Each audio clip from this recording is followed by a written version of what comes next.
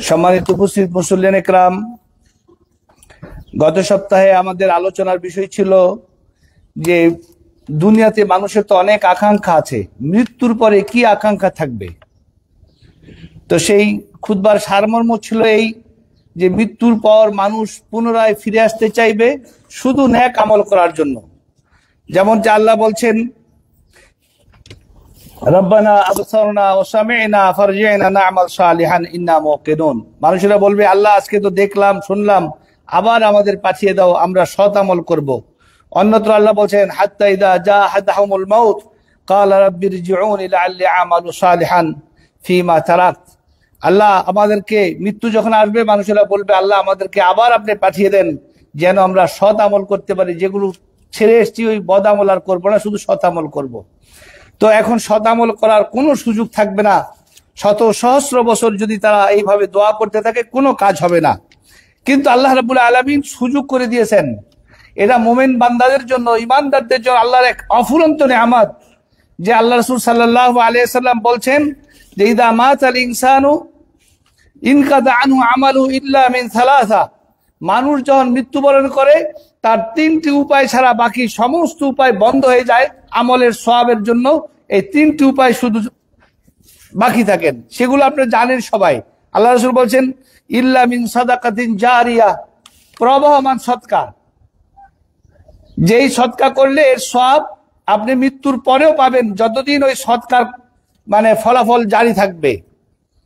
আও ইলমুন ইউনতাফাউ বিহি, অথবা এমন এলেম, যে এলেম আপনি চর্চা করেছেন, অথবা এলেমের এমন কোনো খেদমত করেছেন যে খেদমতটা যতদিন বাকি থাকবে ততদিন পর্যন্ত আপনার কবরে সব যোগ হতে থাকবে, লাভ করতে থাকবেন। আও ওয়ালাদিন সালিহিন ইয়াদউ লাহু, অথবা আপনার সন্তান যারা নাকি আপনার জন্য দোয়া করবে। অর্থাৎ নেক সন্তান যদি আপনি ছেড়ে যান, এই নেক সন্তানরা যতদিন আপনার জন্য দোয়া করবে ততদিন পর্যন্ত আপনি কবরের মধ্যেও সওয়াব লাভ করতে থাকবেন, আপনার গুনাহ মাফ হতে থাকবে, আপনার মর্যাদা বৃদ্ধি থাকবে। তো মূলত এখানে তিনটি বিষয়কে আমরা অনেকে মনে করি প্রথমটা হচ্ছে সাদকায়ে জারিয়া আর বাকিগুলো অন্য বিষয় না। মূলত সবগুলোই সাদকায়ে জারিয়া। সাদকায়ে জারিয়া যেটাকে বলা হচ্ছে জারিয়া, তা আপনার জন্য এলেম রেখে গেছেন, ওর সওয়াব পাচ্ছেন, এটা জারিয়া নয়। আপনার সন্তান আপনার জন্য দোয়া করছে, আপনি সওয়াব পাচ্ছেন পরে, এটা কি জারিয়া নয়? মূলত সবগুলোই সাদকায়ে জারিয়া। জারিয়া মানে প্রবাহিত, যা প্রবাহমান থাকে, চলতে থাকে। কিন্তু এই হাদিসটি আমাদের জানা আছে, কিন্তু আরো অন্যান্য হাদিস আসছে, আরো বেশি আমল আছে যেগুলোর থেকে আল্লাহ রাব্বুল আলামিন বান্দাদের জন্য নেক আমল দিতে থাকেন। এবং সেই হাদিসগুলোর মধ্যে দুই একটি হাদিস আমি আপনাদের সামনে পেশ করার চেষ্টা করব। ওমা তৌফিক ইল্লা বিল্লাহ। আনাস ইবনে মালিক থেকে বর্ণিত আরেকটি হাদিস, সেখানে আল্লাহ রাসূল সাল্লাল্লাহু আলাইহি ওয়াসাল্লাম বলছেন, সাবউন ইয়াজরি লিল আবদি আজরুহুন্না মিন বাদি মাউতিহি ওয়া হুয়া ফি কবরিহি। সাতটা জিনিস যার সওয়াব তার বান্দার জন্য চালু থাকে, আল্লাহ রাব্বুল আলামিন চালু রাখেন, অথচ সে তার কবরে আছে এই অবস্থায়। 7টি আমল। তো ওই যে সাদকায়ে জারিয়া বলা হচ্ছে, এরই ব্যাখ্যা আরো কয়েকটি, কি কি সাদকায়ে জারিয়া ওখানে বলা হয়েছে। আর বাকি যে দুটো এখানে বলা হয়েছে, একটি এলেম আর একটি হচ্ছে সন্তান, এই দুটো এর মধ্যে আছে 7টির মধ্যে। তো আল্লাহ রাসূল বলছেন, মান আল্লামা ইলমান, যদি কোনো ব্যক্তি এলেম শিক্ষা দেয়, তাই যে ইলমুন ইউনতাফাউ বিহি, আগের হাদিসে আসছে একই শব্দ। আর অন্য একটি হাদিসে আল্লাহ রাসূল বলছেন, মানে আল্লামা আয়াতান মিন কিতাবিল্লাহ ফালাউ সাওয়াবুহা মা তুলিআত। আল্লাহ রাব্বুল আলামিনের কোন বান্দাকে যদি কোনো বান্দা একটি আয়াত শিক্ষা দান করেন, এই বান্দা যতদিন পর্যন্ত এই আয়াতটি পাঠ করবে ততদিন পর্যন্ত সেই ব্যক্তির আমলনামায় এই অনুরূপ সওয়াব দেওয়া হবে। লক্ষ্য করছেন শিক্ষার কত মর্যাদা। এই জন্য হাদিসে আসছে শিক্ষকের এত মর্যাদা, শিক্ষকের জন্য আসমান জমিনের যত মাখলুকাত আছে সবাই তার জন্য আল্লাহর কাছে ক্ষমা প্রার্থনা করে, যে শিক্ষা দেয় মানুষদেরকে। তাহলে কেউ যদি কোরআনের একটি আয়াতও শিক্ষা দান করেন, এটা হচ্ছে এই থেকে বোঝা যায় যে আপনি কোনো আয়াত শিক্ষা দেন, কোনো হাদিস শিক্ষা দেন, কোনো দ্বীনি কিছু শিক্ষা দেন, আর সেটা যতদিন পর্যন্ত আমল হবে ততদিন পর্যন্ত এই শিক্ষা যিনি দেবেন তিনি এর সওয়াব লাভ করবেন। তারপরে দ্বিতীয় বলা হচ্ছে আও কারা নাহরান, অন্য হাদিসে আও আজরা নাহরান, কোন নহর, নহর বলতে নদী বুঝায়। এখানে নহর অর্থ হচ্ছে খাল বলেন, নদী বলেন, পানির প্রবাহ যদি করেন, এমনকি কোন টিউবওয়েল, ডিপ টিউবওয়েলের ব্যবস্থাও যদি করেন, তা হচ্ছে ওই নহরের বিকল্প। কারণ নহর থেকে মানুষ কি করে? পানি সংগ্রহ করে। তাহলে পানির যদি কোনো ব্যবস্থা কেউ করেন, তাহলে এই পানির ব্যবস্থা যতদিন চলতে থাকবে ওই ব্যক্তি কবরে গিয়েও অনুরূপ সওয়াব লাভ করবেন। বরং নদী নয়, আল্লাহ রাসূল সাল্লাল্লাহু আলাইহি ওয়াসাল্লাম বলছেন, ইফরাগুকা মিন দালবিকা ফি দালবি আখিকা সাদাকা। তুমি পানি নিয়ে যাচ্ছ, তোমার পানির যে বালতি, এই বালতি দিয়ে যদি দেখো আরেকজনের পানি দরকার, তাকে একটু ওর বালতিতে পানি দিয়ে দাও, এটা তোমার সদকার সওয়াব হবে। তার মানে আপনি যদি রাস্তায় চলার পথে একজনকে একটু পানি পান করান, সেটাও আপনার পানি পান করানোর সদাকা হবে। বরং এটা হচ্ছে উত্তম সদাকা। আল্লাহ রাসূল সাল্লাল্লাহু আলাইহি ওয়াসাল্লামকে জিজ্ঞেস করা হয়েছিল যে সবচেয়ে উত্তম সাদাকা সম্পর্কে, তখন আল্লাহ রাসূল সাল্লাল্লাহু আলাইহি ওয়াসাল্লাম সুকিয়াল মা মিন আফজালিস সাদাকা সুকিয়াল মা, সবচেয়ে উত্তম যে সাদাকা এটা হচ্ছে পানি পান করানো। তা আপনি যদি এককালীন পানি পান করান বোতল থেকে একটু, তো একবার সওয়াব পাবেন। কিন্তু যদি আপনি একটি টিউবওয়েলের ব্যবস্থা করে দেন, তাহলে এই টিউবওয়েল যতদিন চলবে, মানুষ পানি পান করবে, মানুষ পানি ব্যবহার করবে, ততদিন পর্যন্ত আপনি সওয়াব পাবেন। আমাদের দুর্ভাগ্য, আমরা অনেকে নিজেদের জন্য কোটি টাকার বাড়ি করি, কিন্তু অনেক মানুষ ওই গ্রামে বিচ্ছিন্ন এলাকায় 10টা ফ্যামিলি, 5টা ফ্যামিলি, একটা ফ্যামিলি হোক না কেন, একটা ফ্যামিলি কত পানি লাগে, তার পানি নাই, দূর থেকে খাল থেকে বিল থেকে অন্যের বাড়ি থেকে পানি আনতে হয়। ওই 8,000, 10,000, 20,000 টাকা দিয়ে তাকে একটা টিউবওয়েলের ব্যবস্থা করে দিতে পারি না। অথচ একটা টিউবওয়েল আমাদের দেশে ভালো করে যদি আপনি দেন, তাহলে 20 বছর আরো বেশিও যেতে পারে। আমাদের বাড়িতে একটা আছে, এখনো 20 বছরের বেশি মসজিদের টিউবওয়েল চলছে। তাহলে এই পানির যদি কোনো ব্যবস্থা করে দেন, বেশি টাকা লাগবে না ভাইরা আমার, তাহলে এই পানি যতদিন মানুষ পান করবে, ব্যবহার করবে, ততদিন পর্যন্ত আপনার আমলনামায় এই সওয়াব জারি থাকবে। এখন এই হাফরান বীরান আলাদাই বলছেন আল্লাহ রাসূল এই হাদিসে, যেমন প্রবাহিত নহর আছে, এরপরে বলছেন আও হাফরান বীরান, যদি কেউ কাউকে এই বীর অর্থাৎ কুয়া খুঁজে দেয়। আগে কুয়া ছিল, আগে টিউবওয়েল ছিল না।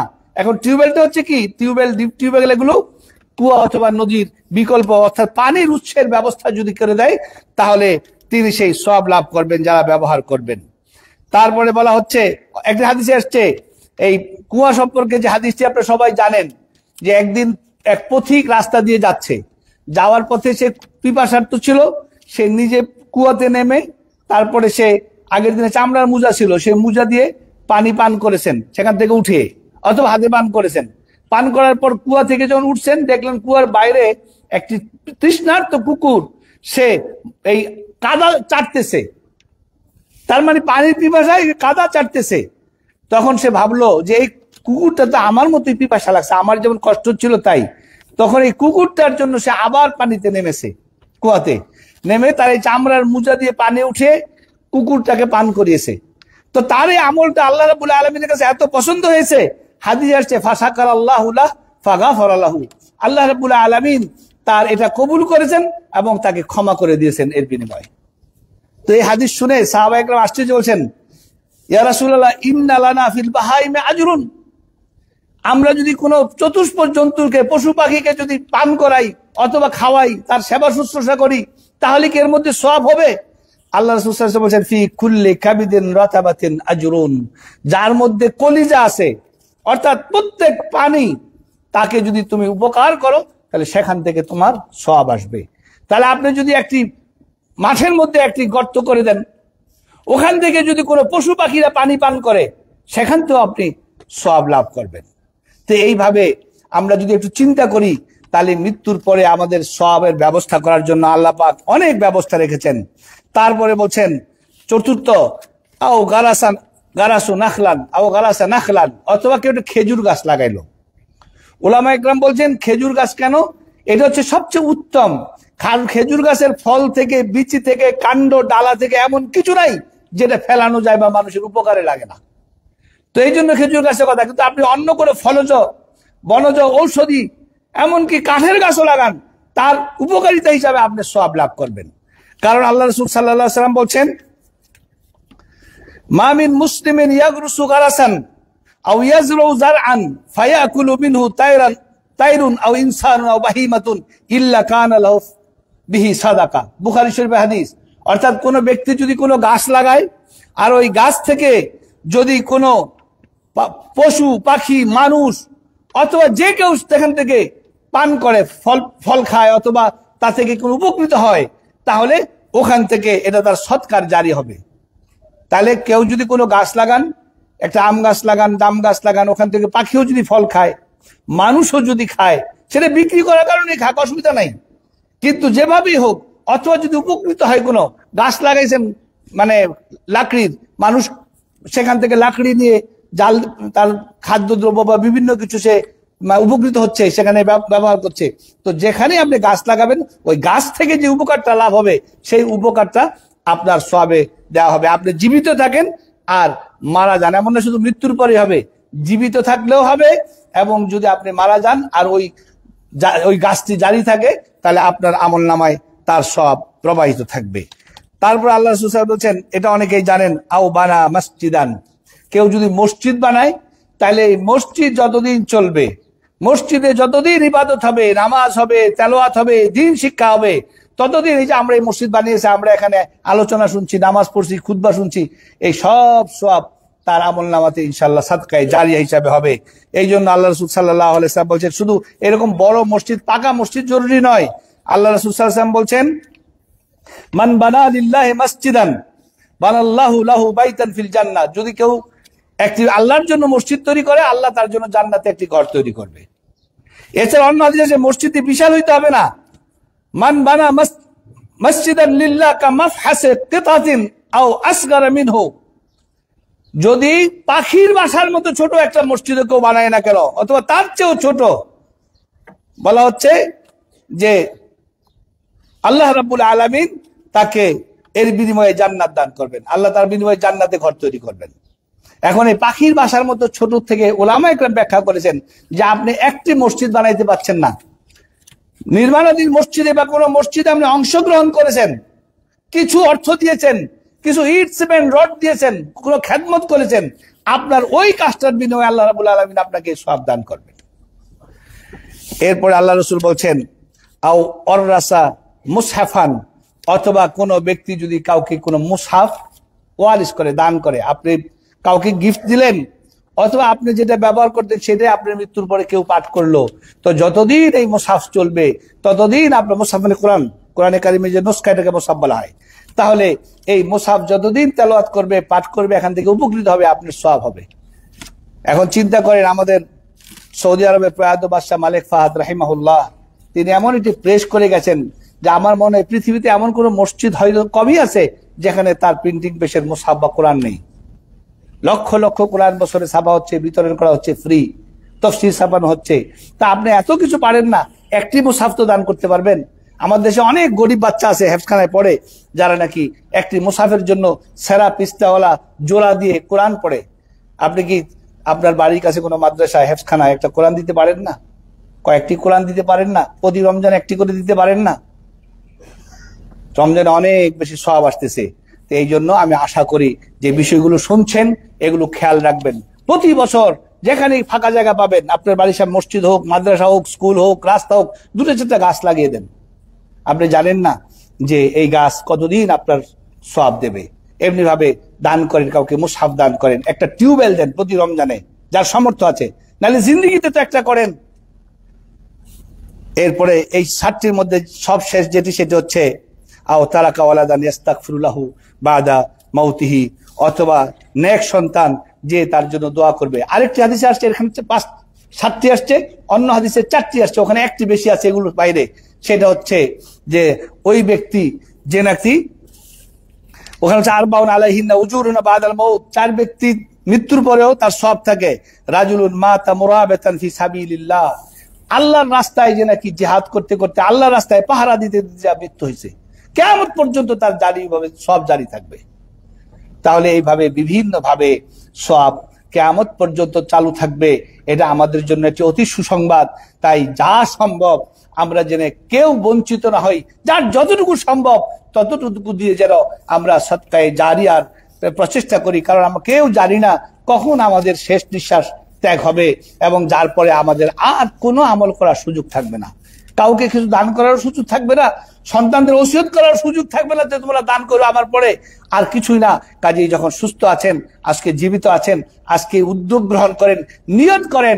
হাদিস আছে, কেউ যদি সৎ কাজের নিয়ত করতে পারলে 10 থেকে 700 গুণ সওয়াব আল্লাহ তাআলা আমলনামায় দিবে, আর নাও যদি করতে পারে পূর্ণ নিয়ত থাকে, তাহলে আল্লাহ রাব্বুল আলামিন তাকে একটি সওয়াব তার আমলনামায় করার অনুরূপ সওয়াব দান করবেন। তো নিয়ত করতে তো সময় আর অর্থ কষ্ট হবে না। তা আমরা কমপক্ষে প্রত্যেকে সৎ কাজের নিয়ত করি, এবং যাদের সম্ভব আছে আমরা যেন বা সহজেই এবং অনতিবিলম্বে বাস্তবায়ন করি। আল্লাহ আমাদের তৌফিক দান করুন। তাইলে আমাদের মৃত্যুর পরে হয়তো আর আফসোস করতে হবে না, বরং আমরা দেখবো আমাদের আমল দিন দিন বেড়েই যাচ্ছে, মৃত্যুর পরে আমাদের মর্যাদা অনেক বেড়েই যাচ্ছে, এবং আমরা সেখানে সুখময় জীবন যাপন করব। আল্লাহ আমাদের তৌফিক দান করুন।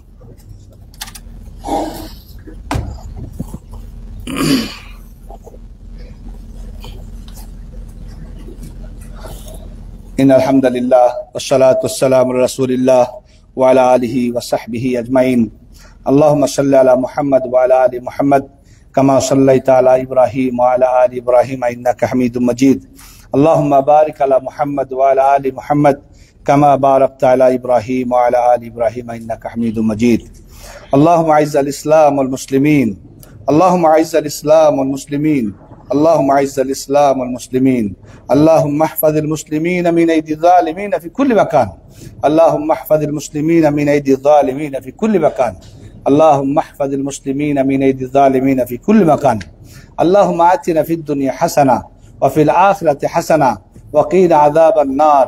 اللهم اغفر المؤمنين والمؤمنات والمسلمين والمسلمات والأحياء منهم والأموات إنك أنت السميع الكريم مجيب الدعوات. فاذكرني أذكركم واشكروا لي ولا تكفروا.